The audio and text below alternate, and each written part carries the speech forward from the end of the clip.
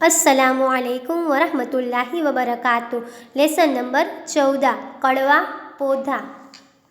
एक समय की बात है, एक दयालु और न्यायप्रिय राजा था। उसके राज्य के लोग बहुत ही आराम का जीवन व्यतीत कर रहे थे। उस राज्य की प्रजा को अपने राजा से कोई शिकायत नहीं थी। सभी अपने राजा की प्रशंसा करते थे, यहाँ तक कि पड़ोसी राज्य के राजा भी उनकी प्रशंसा करते थे। सभी लोग ये समझते थे कि इसी तरह प्रशंसा सुनकर राजा को प्रसन्नता होती है, परंतु ऐसा नहीं था।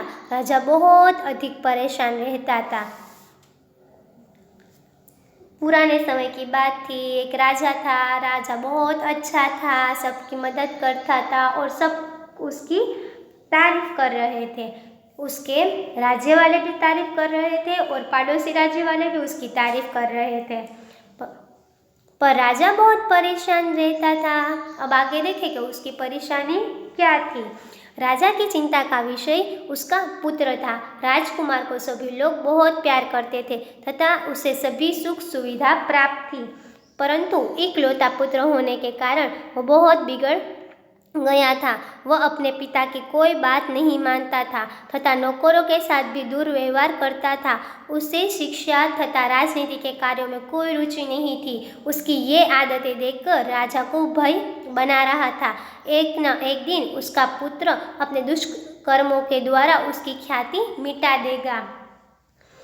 उसका पुत्र बहुत बिगड़ गया था और वो सबके साथ दुर्व्यवहार करता था और वो राजनीति और शिक्षा में कोई रुचि नहीं लेता था।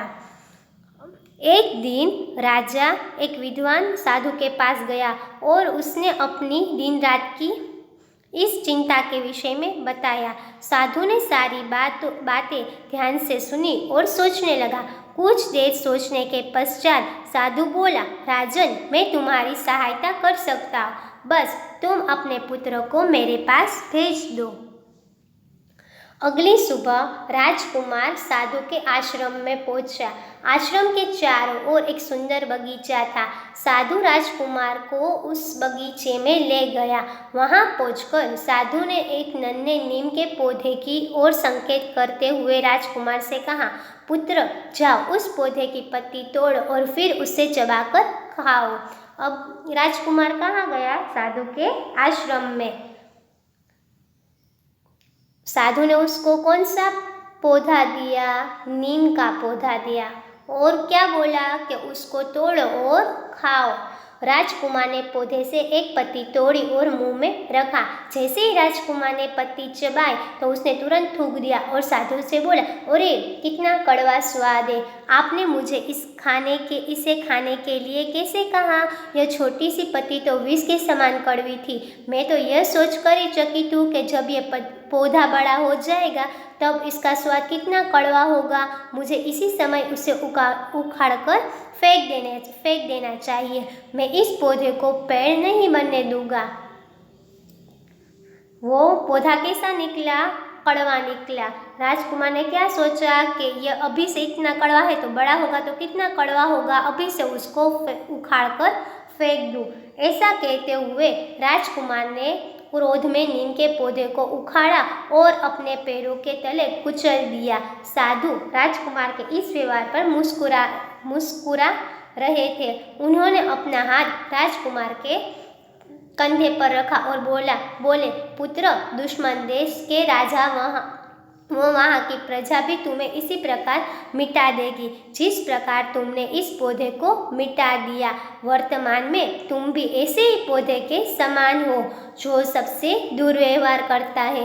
क्या तुम सोच सकते हो इस व्यवहार से तुम कैसे राजा बनोगे?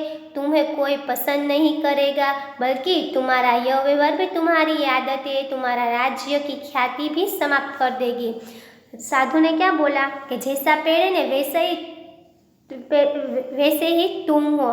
पेड़ जैसा कड़वा है वैसा भी तुम सबके साथ दुर्व्यवहार करते हो और तुम्हारी वो राजा आदतें, तुम्हारा राज्य सब दूसरे देश वाले हैं वो समाप्त कर देंगे।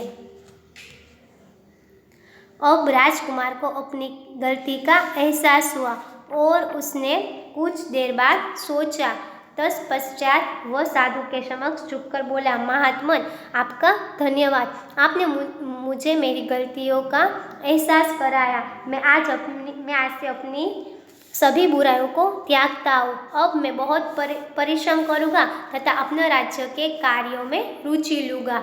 अब मैं स्वयं को एक अच्छा पुत्र, अच्छा राजकुमार तथा एक सक्षम राजा सिद्ध करूँगा। इस प्रकार एक नन्हे से कड़वे पौधे ने पौधे ने राजकुमार को जीवन की राह दिखाई। अब राजकुमार को अपनी गलती का एहसास हुआ और उसने माफ़ी मांगी कि अब से मैं अच्छा राजा बनूंगा, अपने राज्य का ख्याल रखूँगा। तो हमें भी अच्छा बनना चाहिए ना। अस्सलामु अलैकुम वरहमतुल्लाहि वबरकातुहू।